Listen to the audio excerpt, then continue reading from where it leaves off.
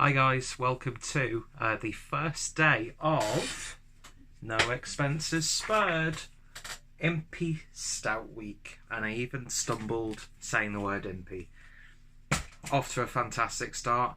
You can clearly see my my man chest, and yeah, so this is actually take two of the first video because I got rudely interrupted, as I tend to do, and yeah, so I thought I'd just record some videos and just do a week to celebrate the Imperial Stout in as many forms as possible, or 7, because there's only 7 days in a week. But yeah, so not really recording these in order either, so they're just basically going to be normal reviews, and I just so happen to make a mention that it's part of Imperial Stout week, and I upload them consecutively for 7 days. Job's a good one. Do you actually remember when I actually put effort into this channel? Anyway, so yeah, I've got a few Imperial Stouts in the beer thing, I don't know what you'd call it, that I wanted to get drank, and I'm really in the mood for some Imperial Stouts over these next couple of weeks. So yeah, let's do it. And I thought I'd start off very humbly, you know, just go simple, and we'd start off with Noah from Omnipollo. So this is, and by the way, it is open because take 2. And this is Omnipollo's Noah Pecan Mud Imperial Stout, brewed with natural flavours added, clocking in at 11% ABV. Fantastic artwork, as per usual, from Karl Grandin, who is one of the co-founders of Omnipollo, along with Henrik, who is the brewer. And what a wonderful brewer and general person he is. That sounds like a backhanded compliment, saying general person. That's not what I intended. I meant a wonderful person in general. So yeah, fantastic artwork, beautiful label on the back, even though it's painted on the glass. And God, look at that. You could feel like the crust of this stickiness already on the rim of the bottle. So yeah, I have had this before. Had this on tap in Ply in Manchester, which is, by the way, one of the best pizza places I've ever been to, and has a great tap selection. And they also do like beer events and stuff, and like tap takeovers. And I actually had this. Let's put you back there, so it looks like I'm actually giving a shit. I actually had this as part of the sort of Scandinavian beer label event that they were doing, that celebrates the artwork from the likes of Karl Grandin, Keith Shaw, of course, from McKellar, Casper Liedit from Toul, the folks behind the artwork on Brewski and Stigbegit. So yeah, a really wonderful event that I actually wrote a blog piece about, and it's the only blog piece I've wrote for my blog, which I need to do more. I want to do a series where I ask artists who do labels for breweries, like, why am I telling you what I'm going to do? Because someone's going to clearly steal, because it's a wonderful idea. So yeah, I'm going to put that link down below if anyone's interested. So yeah, a big fan of Omnipollo. I don't drink them often enough, mainly because sometimes it's hard to get hold of, and another reason is I don't want to like oversaturate myself with beers from a brewery like this, even though I have missed out on some absolute corkers from the sound of it, some real sludge bombs. So yeah, I thought, what better way to kick off proceedings than kick off with an iconic brewery who have done some absolutely phenomenal Imperial Porters and Imperial Stouts. Really sort of paved the way for the sort of, how many times do I say sort of in this video? For the pastry stouts, even though it's big in America anyway. But yeah, the likes of Yellow Belly, what else have we got? We've got Anagram, we have the Coward beer that they've done with Buxton as well. What else? So there are so many. And sometimes they don't always work out, but that's just the nature of the beast. But I've always had a fantastic experience from Omnipollo in both their lighter beers and their darker beers. So yeah, I'm really looking forward to this one.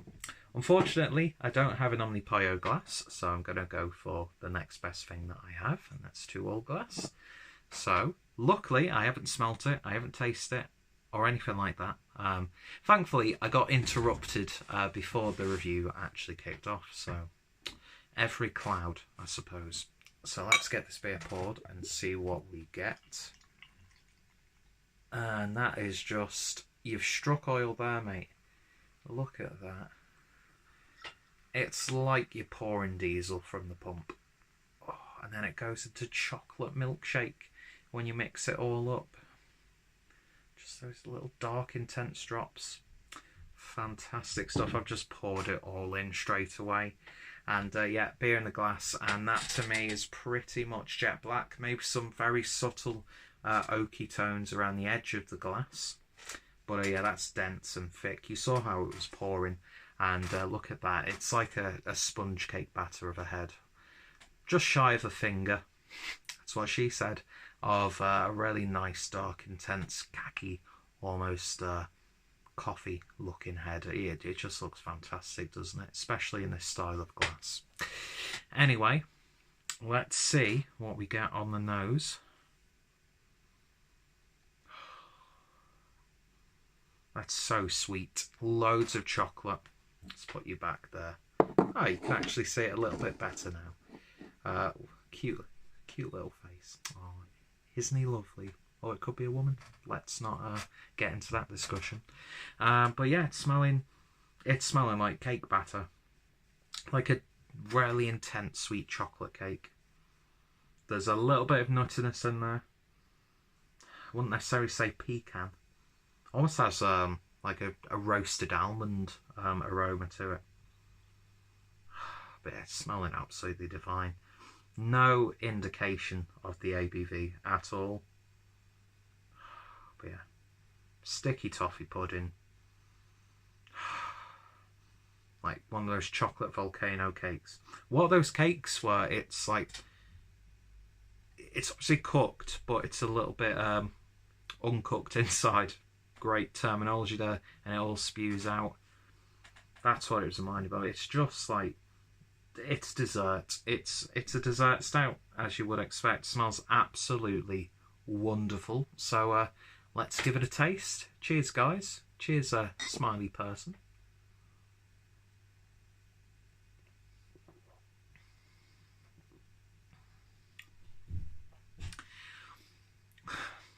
Texture is just beautiful. It's sick, it's sick. It's slick, gloopy, but not really heavy, not too heavy. It's got that sort of like velvety chocolate milk sort of body to it. There's a really pronounced dark bitterness on the back end, like a dark, like 80% like chocolate or whatever.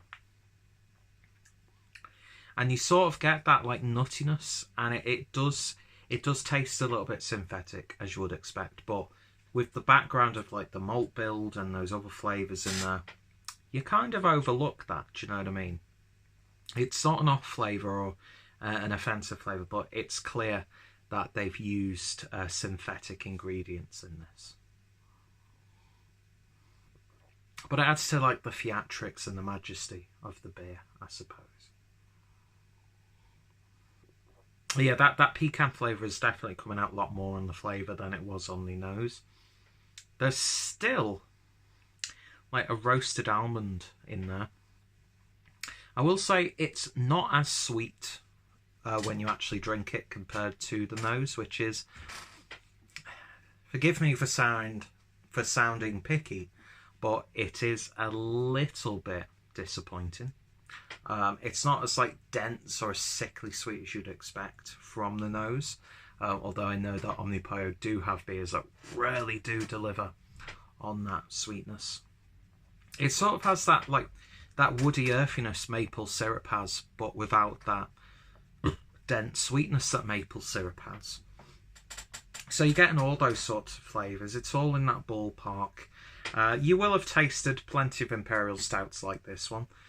Is it the most exciting Imperial Stout that I've had from Omnipollo? No. But then again, you've got quite a selection to pick from. Is it a lovely, indulgent beer?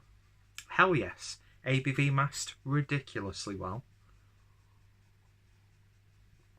But I think we've come to a point now where so many breweries have emulated these styles of beers that it is actually hard to, you know, stand out from the crowd. I mean, let's take, for example, Even More Jesus from Evil Twin, an established beer from an established brewery.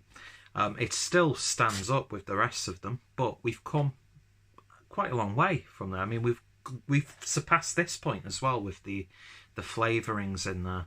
And I know there was a bit of hoo-ha when it was like revealed that Hennick was using like ice cream flavourings in his beers. But for an Imperial Stout dark beers, it sort of makes sense. And as much as I like classic A to Z beer brewing, you know, by the numbers, paint by numbers sort of a brewing process, I do really enjoy the experimental nature of the industry, because without that, you know, we wouldn't have an industry at the end of the day, because let's face it, throughout the years there might have been a shortage of malt, so you know they had to think of a different way, or you know, because we didn't even really use hops when we first started brewing. So if you don't take risks and if you don't develop, then you don't really get anywhere at the end of the day. And I've noticed how bright it is right here. It's quite angelic because I'm such a sweet boy. But yeah, I mean, I think even the most diehard Omnipollo fan and those within Omnipollo would say that they've themselves have come a long way since beers like Noah. But it's still a classic in its own right. Is it the indulgent, sweet beer porn that I was wanting it to be? Well, if you go into beers with that mindset, 9 times out of 10, you are going to be disappointed because you've set such a high, selfish standard.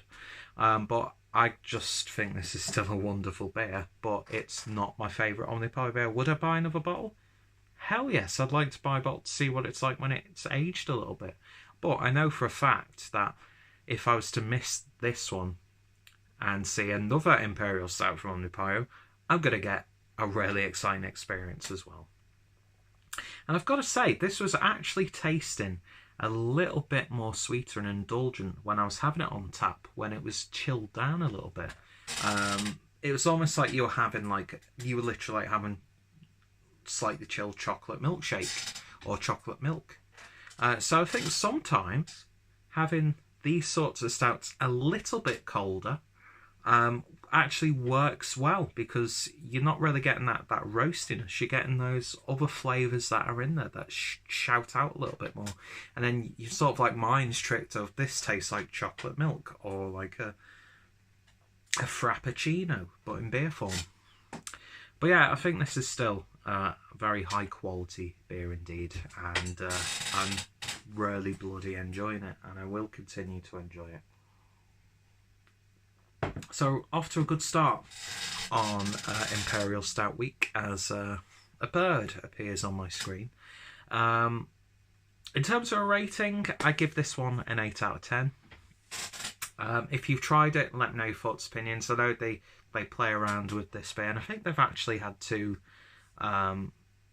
rename this beer because of some legal branding disputes, sort of like with Yellow Belly, which is that whole situation is absolutely fucking preposterous. You know, it's so annoying when a brewery who doesn't have the fanfare or the exposure that the likes of these breweries do think, oh, do you know what we're going to do?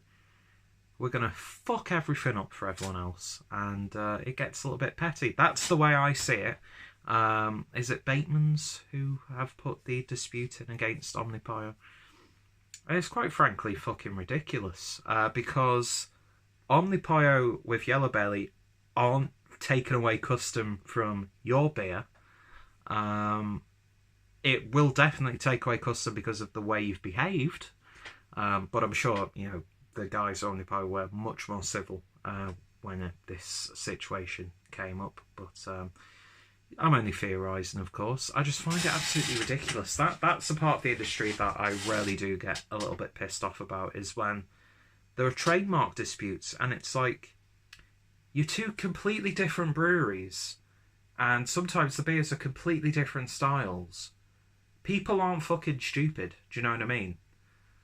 You know, people would be able to tell the difference between a beer by Omnipollo called Yellow Belly than some real ale brewery who has a beer called Yellow Bellies, which is probably like a... I don't know what the actual dispute's over. Is it over a beer?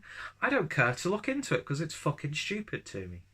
Wow, off to a great start, into a bit of a rant on the first day of Impy Stout week. But yeah, I just think it's really quite ridiculous and quite petty.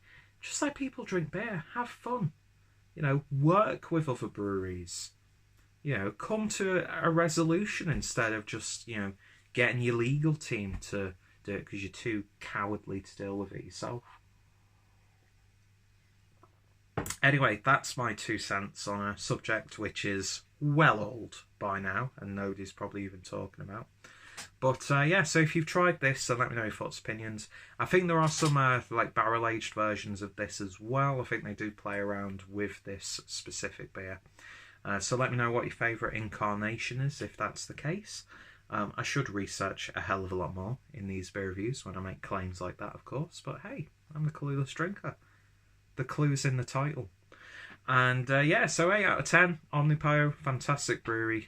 Check out the Impy Stout Week playlist, which is pointless now because it's the first video, although by the time I'm watching this I might have the others uploaded.